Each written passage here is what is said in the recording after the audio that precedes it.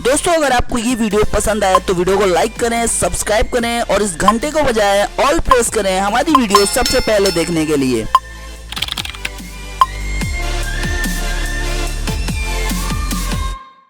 करूं कि आ साथियों ने આપણે આ યુવાનોને તાલીઓથી વધાવીએ અને આપણે બધા અહીંયા બે કામ માટે ભેગા થયા છે અને એક તે પૈકીનું એક કામ કે રાજ્યની ભારતીય જનતા પાર્ટીની સરકાર નરેન્દ્ર મોદી સાહેબના આશીર્વાદથી ગુજરાતની અંદર આપણને આ કમોસમી વરસાદ પડ્યો અને ગુજરાતની સરકારે આ છોટા ઉદેપુર જિલ્લાના ખેડૂતોને 75,000 ઉપરાંતના ખેડૂતોને 250 કરોડ રૂપિયા આપી અને આ ખેડૂતોનું સન્માન કર્યું છે।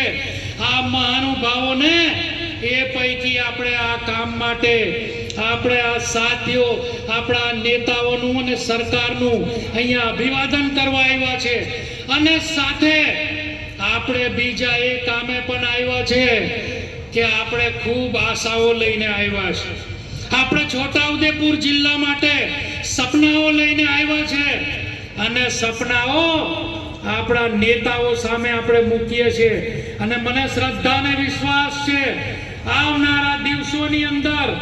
આવનારા સમયની અંદર આપણા કેબિનેટ મંત્રી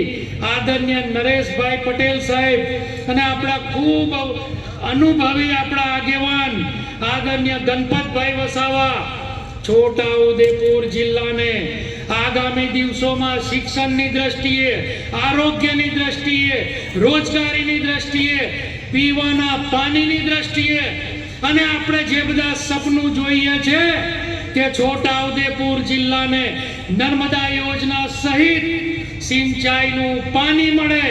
અને વિવિધ આપણી નદીઓ આપણા કોતરો ઉપર કરોડો રૂપિયાના ચેક ડેમો આપણા ખેડૂતોને સિંચાઈની સુવિધા માટે મળે એવા સપના સાથે આવેલા આપણે સૌને હું શ્રદ્ધા અને વિશ્વાસ સાથે કહી શકું છું। આપણા ખૂબ સિનિયર આગેવાન આદરણીય ગણપતભાઈ વસાવા સાહેબ, આદિજાતિ મંત્રી આદરણીય નરેશભાઈ પટેલ સાહેબ અને આપણી જ આ ધરતીના પૂર્વ સાંસદ શ્રીમતી ગીતાબેન રાઠવાને ભારતીય જનતા પાર્ટીમાં જે હોદ્દા મળ્યા છે એનું સન્માન કરવા માટે આજે જ્યારે સમગ્ર છોટાઉદેપુર જિલ્લો આ કવાંટની પવિત્ર ભૂમિ પર તપોભૂમિ પર એકત્રિત થયો છે ત્યારે આ કાર્યક્રમમાં આપણી વચ્ચે ઉપસ્થિત જિલ્લા ભારતીય જનતા પાર્ટીના અધ્યક્ષ ભાઈ શ્રી ઉમેશભાઈ રાઠવા સાહેબ, છોટાઉદેપુરના લોકપ્રિય જનપ્રિય સાંસદ આદરણીય જસુભાઈ રાઠવા સાહેબ, જિલ્લા પંચાયતના પ્રમુખ શ્રીમતી મલકાબેન, માજી ધારાસભ્ય શ્રી આપણા નેતા માજી સાંસદ આદરણીય રામસિંહભાઈ રાઠવા સાહેબ, भारत माता की वंदे वंदे, भगवान बिरसा मुंडा की, रानी काजल माता की, बाबा इंद की, पिठोरा देव की, गुजरातनी आदिवासी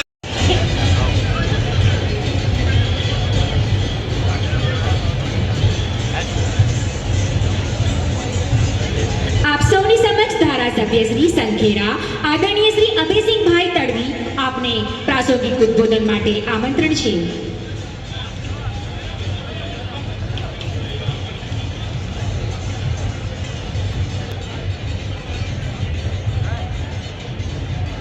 આપને બે શબ્દ બોલવા માટે નમ્ર અપીલ ધારાસભ્ય શ્રી સંખેડા આદરણીય શ્રી અભયસિંહભાઈ તડવી।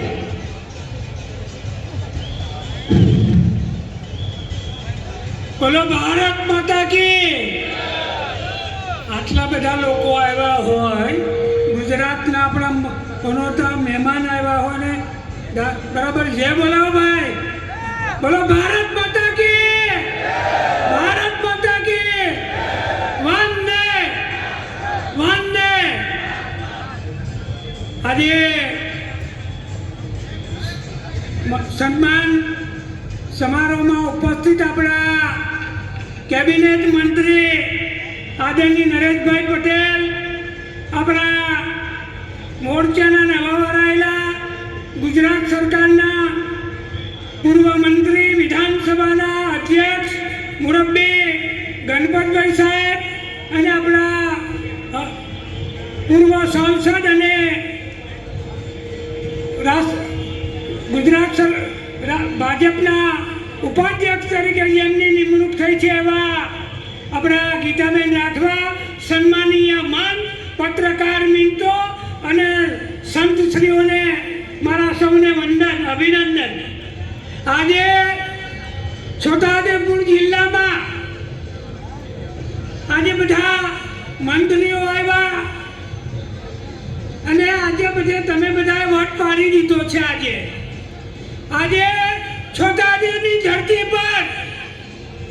ગુજરાત સરકારના વિકાસ કાર્યોની પણ નોંધ લેવાય છે. આજે કેટલાક લોકો બહારથી આવીને અહીંયા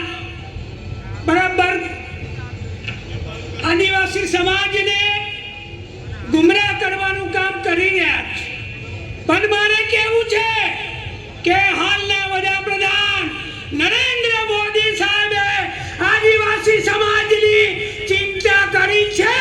એવી કોંગ્રેસના લોકોએ કોઈ કરી નથી. ભાઈ, આદિવાસી સમાજની અંદર પહેલા સાહેબ આ વનબંધુ કલ્યાણ યોજના આપણા વડાપ્રધાન નરેન્દ્ર મોદી તત્કાલીન મુખ્યમંત્રી હતા એ લાવ્યા અને આજે આદિવાસી સમાજની આજે સાહેબ સ્કૂલો બની છે, પુલિયા બન્યા છે, પાણીની યોજનાઓ મોટી મોટી બની છે અને કેટલાક લોકો આ વિસ્તારને અહીંયા ઉલ્લુ બનાવવા નીકળી પડ્યા છે.